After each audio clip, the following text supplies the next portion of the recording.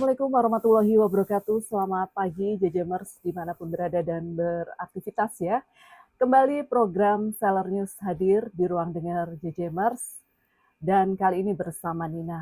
Saat ini bersama kita telah hadir narasumber Wakil Komandan Rumkital Marinir Cilandak, Letkol Laut Kesehatan Dr. M. Irfan Ilmi, SPP MTR Opsla. Selamat pagi dokter. Selamat pagi, Assalamualaikum warahmatullahi wabarakatuh. Waalaikumsalam warahmatullahi wabarakatuh. Gimana nih kabarnya dok? Alhamdulillah baik. Alhamdulillah. Bagaimana kabar JJMers semua? Alhamdulillah tentunya baik ya JJMers. Dan terima kasih ya dok sudah berkenan hadir di studio radio JJM. Sama-sama, terima kasih. Iya. Dan dok di pagi hari ini nih kita akan membahas ya tema kita nih tentang hantavirus ya dok ya. Yang bisa dikata merupakan tema yang sedang happening ya dok, karena banyak sekali sedang dibahas ya dok ya. Ya, lagi booming ya. Ya betul. Dan tentunya JJMers juga ingin tahu nih dok, apa sih sebenarnya hantavirus itu sendiri dok? Baik JJMers, hantavirus sebenarnya bukan penyakit baru. Ya. Karena sudah dikenal sejak tahun 1970-an. Setelah wabah Korea. Hantavirus juga merupakan keluarga dari keluarga virus RNA yang dibawa oleh hewan pengerat. Nah, hewan pengerat ini kita sebut tikus yang selama ini sebagai orang pengerat. Jadi yang mampu menyebabkan penyakit berat pada paru yang biasanya kita sebut HPS, yaitu hantavirus pulmonary syndrome dan yang menyebabkan ke ginjal. Nah, kadang-kadang virus ini sering terlambat didiagnostik karena fase awalnya menyerupai infeksi virus lain atau seperti flu biasa seperti itu. Seperti itu. Iya, dan dokter jika kita mengikuti juga nih ya tentang beritanya ya dok, bahwa awalnya ini kan di kapal pesiar ya dok ya, yang betul. Sedang berlayar gitu ya dok ya ceritanya, dan kemudian beritanya jadi berkembang. Nah, bagaimana sih dok itu penyebarannya? Baik. Baik JJMers, sebenarnya hantavirus ini virus tikus yang mudah tertular. Nah, biasanya artinya tidak tertular dari manusia ke manusia. Tapi ada beberapa tipe, ya di sini tipe Andes-virus adalah pengecualian yang langka.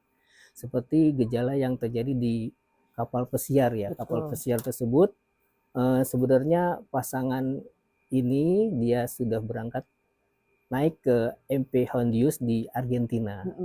Nah, setelah tur di Argentina di Ushuaia 1 April, lalu dia naik ke kapal pesiar tersebut, timbul kasus pada saat itu karena hantavirus ini dia masa inkubasinya lama, sekitar 1 sampai 6 minggu, rata-rata 2 minggu. Nah, kasus demam, akhirnya pneumonia dan penyakit paru yang berat. Nah, disitulah pada tanggal 2 Mei WHO menerima notifikasi bahwa yang bersangkutan itu positif dari hantavirus tersebut. Begitu. Baik dokter. Dan dok, siapa saja nih ya kelompok orang yang paling berisiko terkena hantavirus ini dok sebenarnya? Baik, untuk hantavirus ini tidak seperti virus COVID lainnya yang beresiko yang imunitasnya turun, jadi anak-anak atau orang tua. Nah, ini semua bisa terkena, terutama mereka yang bekerja di daerah-daerah yang banyak seperti di sawah atau kita kadang-kadang yang di rumah itu yang membersihkan gudang, yang gudang yang lama tertutup, tiba-tiba di situ banyak kotoran tikus yang dibersihkan secara langsung. Jadi dibersihkan secara langsung yang itu akan terkena. Jadi tidak ada spesifik khusus untuk orang-orang yang akan terkena virus ini seperti itu. Baik, tidak ada yang paling berisiko gitu ya dok ya, siapa saja bisa ya. Dan ini dok, apakah hantavirus ini bisa menular dari manusia ke manusia seperti halnya COVID-19 kemarin? Oh iya, baik. Ya. Baik, seperti sebelumnya bahwa hantavirus ini ditularkan oleh hewan pengerat. Ya. Seperti tikus ini biasanya tikus yang terinfeksi, yang mengalami dia misalnya membuang kotoran sembarangan, terus ada urin, feses segala macam yang seperti itu. Jadi hantavirus ditularkan lewat kotoran dari feses. Tapi ada satu tipe yang bisa menularkan dari manusia ke manusia, yaitu ya tipe Andes-virus. Kenapa disebut Andes-virus? Karena ditemukannya di Gunung Andes di Argentina. Nah, tipe itu yang menularkan dari manusia ke manusia. Dari di Indonesia itu belum ada tipe Di tersebut. Indonesia belum ada, Ya. alhamdulillah ya dok ya. Ya, alhamdulillah. Seperti itu. Iya, dok, semua tikus atau gimana nih dok yang bisa menularkan gitu? Atau ada jenis-jenis tertentu gitu sih dok Ya. sebenarnya?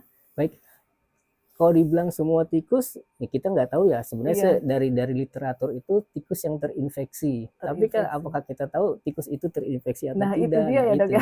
Jadi ya tetap kita harus waspada. Waspada Walaupun intinya. ada kotoran tikus, apalagi kita mungkin jejemers yang baru pindah dari luar, Nah, dapat rumah betul. dinas yang kosong, Betul. membersihkan. Nah, itu hati-hati dalam pembersihannya tersebut.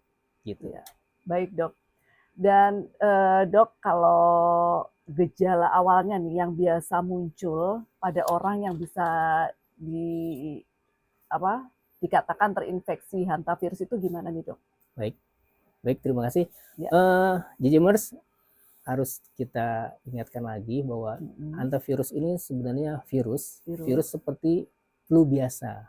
Nah, jadi gejala itu kadang-kadang kita pilek, demam, seperti itu. Tapi dalam hantavirus ini ada dua klinis yang utama tampilannya. Yang pertama hantavirus yang HPS kita sebut tadi, hantavirus pulmonary syndrome itu dia pertama fase awalnya itu sekitar 3-5 hari, ada demam tinggi, nyeri sendi berat, lemes. Nah, ini lemes nih, jangan ingat kadang-kadang lemes habis lari, oh lemes nih hantavirus. Enggak seperti itu. Belum makan juga bisa ya dok ya? Iya, belum makan juga bisa. Terus nyeri kepala berat. Nyeri kepala berat kadang-kadang itu tadi ada gejala digestif seperti mual, muntah, dan diarinya. Itu pada fase awal. Lalu misalnya terus-menerus setelah 5 hari baru ada fase kardiopulmoner. Nah, kardiopulmoner ini biasanya ada seperti fase-fase batuk, terus sesak napas yang bertambah berat, kadang-kadang ada udem paru. Nah, akhirnya shock. Nah, ini yang akan menyebabkan meninggal dunia dalam kadang-kadang 24-48 jam. Nah, tapi distribusi dari hantavirus tipe HPS ini terutama di Amerika. Dan angka kematiannya sekitar 30-49%. Nah, di Amerika ya dok ya? Di Amerika gitu, tidak ada di kita.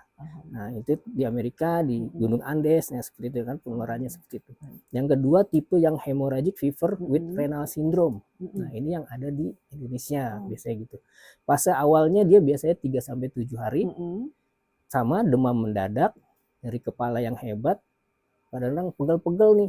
Badannya pegel. Pegel-pegel, makanya kita kadang-kadang sampai kayak demam berdarah juga pegel-pegel, nah seperti itu. Atau pilek-pilek biasa juga pegel-pegel seperti itu.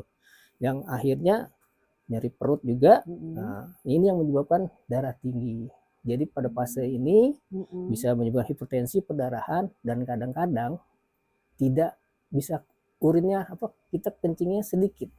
Nah, hingga menyebabkan kelainan pada ginjal. Nah, kegagalan ginjal ini sehingga perdarahan. Nah, ini pada fase hemorrhagic fever with renal syndrome seperti itu. Dan biasanya ditemukan di Asia. Di Asia, di Korea. Ini angka kematiannya sekitar 1-15% yang sudah. Jadi tergantung spesies seperti itu. Jadi berat ringannya tergantung dari spesies virusnya juga. Demikian. Iya dok, dan sebenarnya apa sih dok yang tanda-tanda infeksi yang lebih seriusnya gimana dok? Iya, baik. Seperti diketahui tadi bahwa ini virus mirip dengan infeksi lain, kayak pilek, demam berdarah. Nah, jadi selain gejala-gejala tersebut, ya tetap yang diwaspadai karena ini dianggapnya jebakan klinis nih kalau dari kita. Kok klinisnya demam, pilek, pegel-pegel, nah tiba-tiba perburukan. Nah, jadi harus diingat, tetap diwaspadai apakah ada riwayat paparan dari kotoran tikus. Jadi bila ada gejala tersebut, nah jejemers kalau misalnya ada gejala demam, nyeri, tapi kemarin saya habis bersih-bersih Mhm. gudang, saya habis sawah nih atau Baik. itu. Dan di situ kotoran tikus banyak, baunya udah jelas lah baunya seperti apa. Nah, itu harus diwaspadai seperti itu. Jadi ada gejala tambahannya. Jadi pernah melakukan itu pembersihan segala macam seperti itu. Jadi ingat, masih harus diingat bahwa gejala tetap sama dengan virus biasa, tapi ada nilai plusnya itu. Oh, kemarin Oh ya, habis baik baik. bersih-bersih gudang. Nah, itu tetap mesti waspadai seperti itu. Betul. Seperti faktor resiko gitu ya dok, Iya, karena faktor resiko. sudah ini ya Iya, betul secara seperti tidak itu. langsung berhubungan dengan tikus. Ya dok, kita membuka pertanyaan untuk JJMers ya dok, nggak apa-apa ya dok ya, Baik, kita selingin. Ada JJMers yang sudah mengirimkan WhatsApp ke kita nih dok. Selamat pagi, saya Tiara dari Ceger nih, ingin bertanya ke dokter. Apakah perubahan iklim atau musim tertentu ini dapat meningkatkan potensi penyebaran hantavirus? baik. Silahkan dok. Baik, terima kasih Tiara ya, Iya. JJMers yang telah memberikan pertanyaan. Mm-mm. Untuk saat ini bahwa perubahan iklim itu sebenarnya tidak menyebabkan ya, tidak menyebabkan peningkatan atau penurunan dari hantavirus ini. Ya sebenarnya iklim apapun ya biasanya sih kalau tikus-tikus ya biasanya memang habis penghujan ya, penghujan banyak. Nah itu banyak yang ke dalam rumah kadang-kadang. Yang diingat tetap bahwa waspada di dalam rumah itu lubang-lubang ya, lubang-lubang yang masuk dari luar ke dalam itu yang itu harus kita sumbat. Jadi jangan sampai rumah kita atau gudang kita nah itu dimasuki tikus, ininya seperti itu. Jadi yang paling banyak walaupun dia iklimnya mau panas mau hujan ya kalau tikusnya banyak ya itu pasti kan selama ada tikus ya itu harus diwaspadai. Jadi kita waspada tetap rumah-rumah JJMers di gudang ya itu yang harus diwaspadai seperti itu. Jadi sekarang harus lebih ekstra hati-hati ya dok ya, waspada ya. Kalau membersihkan gudang kan biasanya, apalagi ini besok kan mau libur panjang nih dok. Biasanya kan kita suka bersih-bersih gudang ya, atau di belakang rumah gitu kan ya Siap. dok ya. Jadi sekarang intinya tetap waspada ya dok ya. Siap. Ya seperti itu ya, Tiara dari Ceger ya sudah dijawab sama dokter. Kemudian ada satu lagi nih dok. Selamat pagi, halo dok. Saya Sinta dari Keranggan. Saya mau tanya perihal penyakit hantavirus. Bagaimana cara membedakan gejala hantavirus dengan penyakit umum lainnya seperti flu atau demam biasa? Seperti itu dok. Baik, terima dari kasih. Sinta. Terima kasih Mbak atau kakak ya, Mbak Sinta ini ya. Sinta. Mbak Sinta atas pertanyaannya. Seperti yang sebelumnya bahwa hantavirus itu dia tetap keluarga dari virus. Keluarga dari virus, penyakit virus yang selama ini kita kenal atau yang sudah kita pernah terkena seperti pilek, batuk, demam. Nah, itu ada. Jadi gejalanya itu sama. Jadi gejala sama dengan virus-virus biasa. Ya, cuma yang diwaspadai tadi faktor risiko tadi dikatakan bahwa apakah kita sebelumnya pernah melakukan pembersihan sehingga kontak menghirup terutama menghirup. Nah, karena dari virus itu dia ada dari kotoran tikus, anggap gitu ya. Dari kotorannya tikus, mau dari kencingnya tikus, mau dari liurnya tikus. Nah, itu yang kering yang terhirup secara aerosol. Terhirup oleh kita yang saat pembersihan. Nah, itu yang kemungkinan menyebabkan hantavirus tersebut. Tapi ingat, ya tikus yang terinfeksi di sini. Tapi kan kita tidak tahu tikus mana yang terinfeksi atau yang tidak terinfeksi seperti itu. Jadi itu yang susah ya dok ya. Iya, jadi ada faktor risikonya. Gejala tersebut, oh kemarin saya habis bersih-bersih nih, banyak kotoran tikus. Nah, seperti itu. Ya, dan ini pertanyaan ini sepertinya masih berkaitan dengan pertanyaan dari Sinta tadi ya dok ya. Apakah ada gejala spesifik yang membedakan hantavirus dari penyakit lain seperti flu atau pneumonia biasa? Baik. Dari kalau secara klinis kita di bidang kesehatan itu ada beberapa diagnosis banding atau penyakit mirip yang dengan hantavirus. Yang pertama yaitu misalnya demam berdarah. Demam berdarah itu karena demam juga, nyeri-nyeri juga. Nah, trombositnya turun dan nyeri-nyeri badan itu berat. Nah, itu. Tapi kalau di hantavirus biasanya ada leukositnya menurun. Nah, leukosit menurun dan dia ada ras, jadi ada flushing tuh, flushing kemerahan sebetulnya. Itu dibedakan dari demam berdarah. Lalu dengan penyakit leptospirosis yang dapat juga dari tikus juga, sama ada demam, nyeri otot. Nah, ini tetap ada kontak dengan tikus dan banyak banjir seperti itu, dan tetap pemeriksaan ada PCR-nya yang menyatakan itu ada hantavirus. Lalu pneumonia juga atau radang paru, nah itu biasanya demam, sesak kalau sudah berat. Pada bacaan foto ronsennya ada infiltrat atau bercak-bercak di paru. Nah, tapi tanpa paparan. Ini tanpa paparan dari kotoran tikus atau yang lainnya dari tikus tersebut. Jadi intinya kita setelah ada gejala tersebut ya kita pikir lagi apakah kita kemarin habis bersih-bersih sehingga terpapar dari aerosol dari kotoran tikus tersebut, seperti itu. Jadi untuk gejala yang khas tidak ada seperti itu. Jadi kita ingatlah pokoknya setiap bersih-bersih ya yang udah harus diwaspadi bersih-bersihnya kita itu seperti apa intinya gitu aja. Baik dok, jadi tidak ada yang spesifik gitu ya dok ya yang menunjukkan seseorang terinfeksi hantavirus. Iya, kalau misalnya tadi dikatakan pneumonia ya kalau pneumonia diobatin dengan antibiotik sembuh, tapi ini tidak sembuh gitu karena dia virus akan terus sesuai dengan keadaan yang sebelumnya gitu aja. Atau mungkin kalau Jejemers gitu ya dok ya, sudah merasa gejala-gejala seperti yang tadi sudah dokter sampaikan, mungkin bisa langsung mendatangi vaskes mungkin ya dok ya untuk periksa daripada bertanya-tanya kemudian. Ya, hati-hati Jejemers mungkin sekarang mungkin banyak googling ya, googling, searching ya itu kadang-kadang kan tidak sesuai dengan apa yang ada yang kita.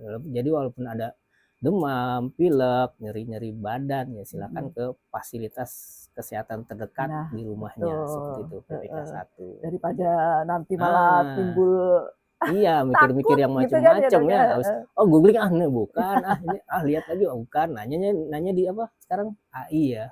Ini chat GPT. Oh ini saya demam segini keluar lah. Nah itu dia. Ya baik dok, dan ini ada pertanyaan, hewan tertentu selain tikus apakah bisa menjadi sumber dari hantavirus itu dok?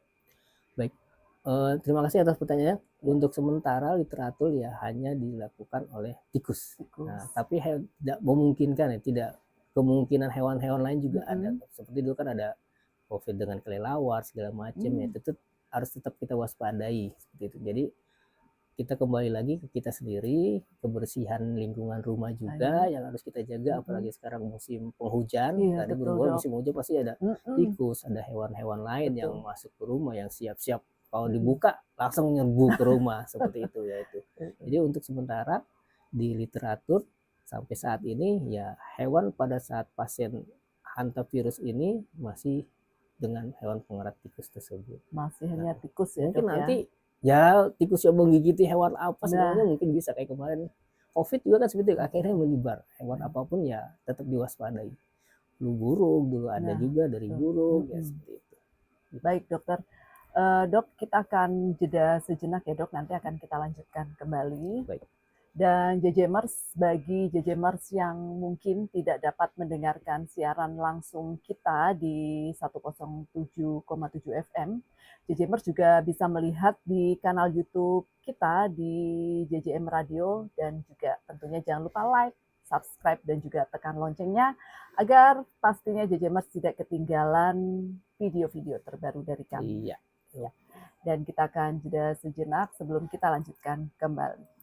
Ya, Jejemers kembali di Selerus ya bersama Nina dan juga Dokter Irfan. Baik, terima kasih banyak loh dok. Tadi sudah banyak sekali kita mendapatkan informasi ya yang tentunya akurat dari dokter ya Jejemers.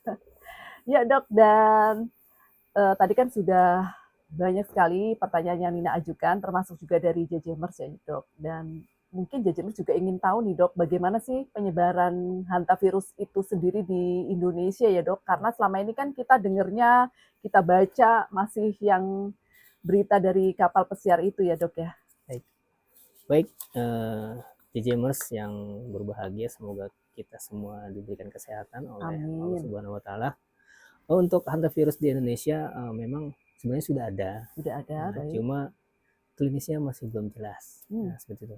Seperti ini tahun 1980-an, studi awal bahwa seseorang sudah membuktikan bahwa bukti serologis hantavirus pada manusia dan pengerat di Indonesia pertama kali dilaporkan. Itu tahun 1980. 1980 dok? Iya, studi awal. Lalu shoal hantavirus terdeteksi pada pengerat Indonesia di Indonesia dibersihkan itu pada tahun 2004. Nah, pada penelitian berikutnya pada 2019 ini oleh Lukman bahwa bukti molekuler dan serologis ada, tetapi klinis yang terdokumentasi sangat terbatas. Nah, itu ya. Dan terus laporan penemuan spesies baru hantavirus di Serang. Nah, 2019 itu maka ada yang disebutnya serang virus. Nah, itu. Ya kondisi yang sekarang ini setelah per Mei ini ya, sudah ramai-ramai booming. Nah, di kapal pesiar. Nah, jadi sebenarnya sejak Juli 2024 ini sudah ada 23 kasus yang terkonfirmasi hantavirus. Nah, 23 kasus di Indonesia, terutama di Jakarta, Yogyakarta masing-masing 6 kasus. Di Jawa Barat ada 5 kasus, Sulawesi Utara, NTT, Sumatera Barat, Banten, Jawa Timur, dan Kalimantan Barat itu masing-masing 1 kasus. Gitu. Jadi penambahan suspek dalam 2 minggu terakhir ada 4 yang negatif, 2 menunggu hasil. Jadi hantavirus ini dari 2024 itu dari 23 pasien yang terkonfirmasi 3 pasien yang meninggal, yang lainnya sembuh. Alhamdulillah ya dok ya. Masih bisa tertangani dengan baik ya dok ya. Karena kan awalnya sudah gimana ya pikiran-pikiran itu ya dok ya, seperti COVID gitu-gitu menjadi pandemi gitu ya dok ya. COVID kedepannya wah bakal saya diisolasi lagi nih. Nah itu dia kan dok, kebayang kan. Kebayangan isolasi lagi. Tapi alhamdulillah masih bisa tertangani dengan baik ya dok ya. Baik dokter, pertanyaan selanjutnya nih. Langkah-langkah pencegahan apa nih yang paling efektif untuk mengurangi resiko terinfeksi hantavirus di rumah maupun di tempat kerja dok? Baik JJMers yang berbahagia, ini ada langkah pencegahan untuk virus ini. Yang pertama yaitu tutup akses. Nah, di rumah atau di kantor nih kan biasanya tutup akses artinya bukan kita nggak boleh masuk, enggak, tikus yang nggak boleh masuk. Jadi tutup celah-celah, lubang-lubang di dinding, lantai atau di atap itu yang kecil ya, walaupun kecil kadang-kadang tikus ya masuk bisa ya seperti itu.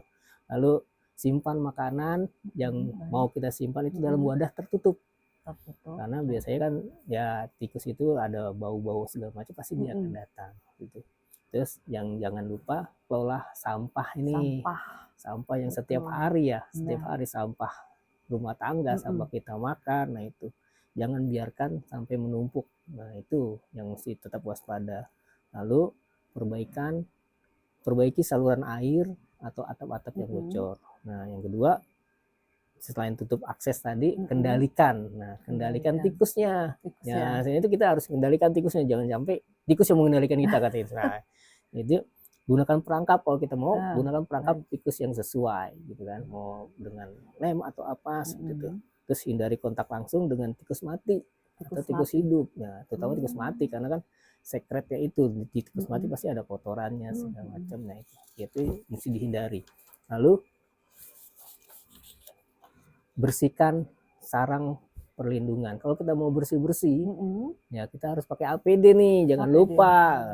Mungkin dulu pas waktu COVID, ingat APD itu apa sih? Tahu tuh, pakai APD, pakai masker, sarung tangan, sepatu. Nah, sekarang juga nih, apalagi musim-musim penghujan, nah kita mau bersih-bersih rumah, apalagi sekarang banyak ada WFH ya. WFH itu kan beberapa hari mau kerja aja di rumah, bersih-bersih rumah selain kerja itu. Jangan lupa pakai sarung tangan atau masker ya, maksudnya bukan berarti kalau bersih tempat tidur pakai sarung tangan, enggak. Ini yang gudang-gudang terutama yang udah kita tahu sumber-sumber dari tikus-tikus tersebut. Terus kalau misalnya ada tikus, ada banyak ya silakan koordinasi dengan fasilitas kesehatan untuk lakukan fogging atau rodentisida bila perlu seperti itu. Lalu yang ketiga, bersihkan dengan aman. Nah, bersihkan ventilasi ruangan, Dan sebelum membersihkan, kalau misal mau membersihkan kotoran nih, ya semprot dulu dengan desinfektan. Kita kan tahu lah desinfektan apa aja. Jadi jangan sampai kering-kering udah disapu. Nah itu akan terhirup aerosolnya, akan terhirup kita. Nah itu yang kemungkinan nanti menyebabkan dari hantavirus tersebut. Jadi sebelum membersihkan, semprotkan dulu desinfektan ke ekskreta tikusnya, mau kotoran tikus segala macam, jangan disapu kering, intinya kayak gitu. Jangan disapu kering, jangan divakum langsung. Jadi bersihkan dulu, nah dibersihkan baru dilap pakai kain basah atau pakai pel seperti itu. Terus jangan lupa tetap pakai sarung tangan, handscoon, masker, mau pakai sepatu atau enggak ya setelah itu. Dan kalau habis bersih-bersih, jangan lupa cuci tangan. Nah, itu Masih betul ingat ya, gak Dok, nih ya? 6 langkah cuci tangan kan gitu kan? Dulu pasti ingat di Iya. mana-mana ada Sampai ada desinfektan, lagunya gitu ya, Dok, sampai ya? ada lagunya itu. Jangan lupa cuci tangan, seperti itu. Ya, baik dokter.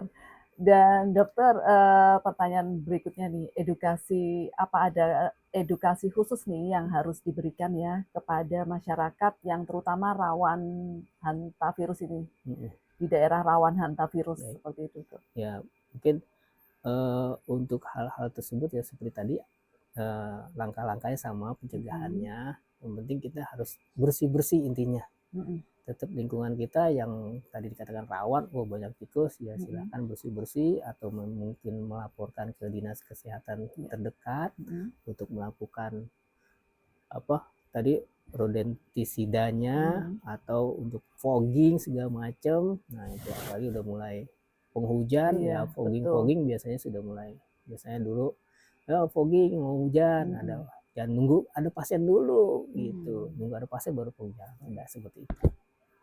Ya, baik dok. Dan selanjutnya nih dok, bagaimana penanganan medis bagi pasien yang terinfeksi hantavirus itu sendiri dok?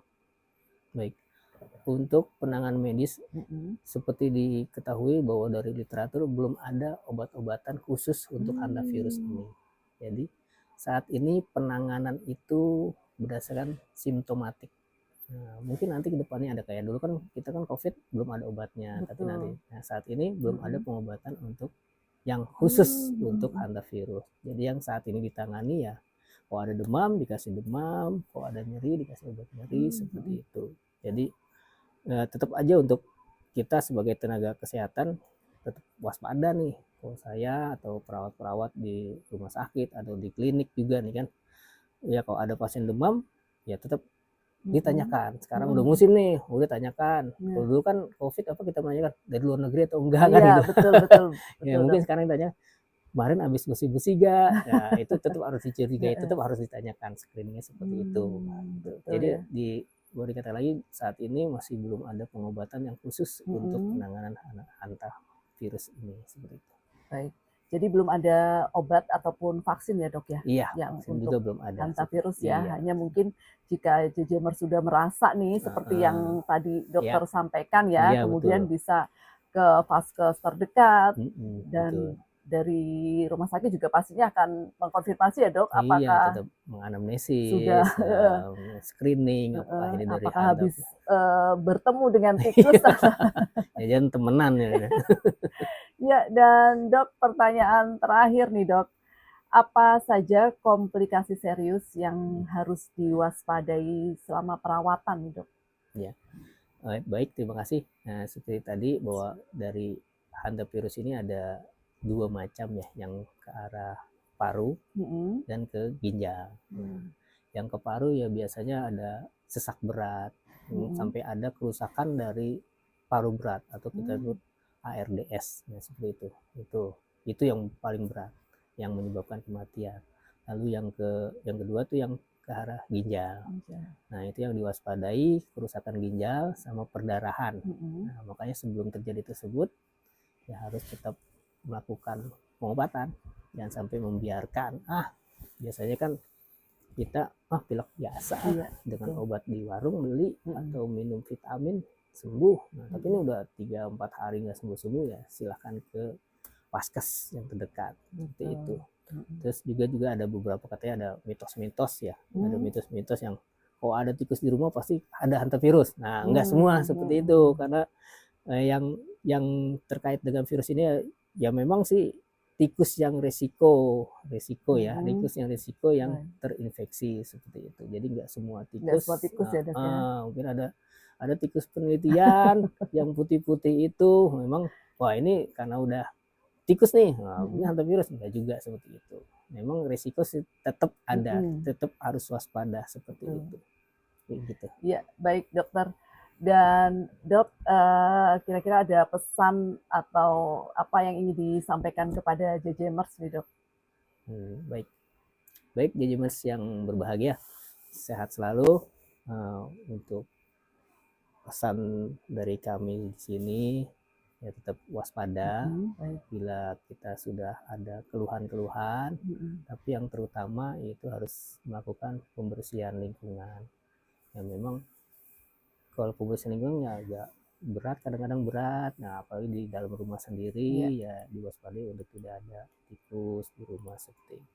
Jadi tetap menjaga kesehatan bila melakukan pembersihan menggunakan APD, handscoon, masker, dan alas kaki. Lalu bila melakukan pembersihan kotor-kotoran tikus yang kering harus dilakukan desinfektan dahulu sehingga tidak terhirup dari aerosolnya. Demikian. Terima kasih. Iya, Semoga terima kita sehat kasih. selalu. Amin. Terima kasih ya dok. Demikian JJ-Mers bincang kita dengan Dokter Irfan ya. Dan terima kasih sekali lagi ya dokter Terima sudah kasih sama-sama. berbagi kepada JJ-Mers dan kita semua tentunya. Dan saya yakin juga JJ-Mers pastinya sudah mendapatkan gambaran nih ya terkait Mudah-mudahan. hantavirus ini. Dan tentunya seperti yang dokter sampaikan ya, tetap waspada, namun juga tidak perlu khawatir yang berlebihan Iya, ya dok ya. benar. Tidak perlu khawatir. Iya. Dan terima kasih JJ-Mers, terima kasih juga dokter sudah hadir. Salam sehat untuk kita semua. Mina akhiri, wassalamualaikum warahmatullahi wabarakatuh. Jalan Waalaikumsalam Stefa warahmatullahi Jaya Mahe. wabarakatuh. Jalan Stefa Jaya Mahe.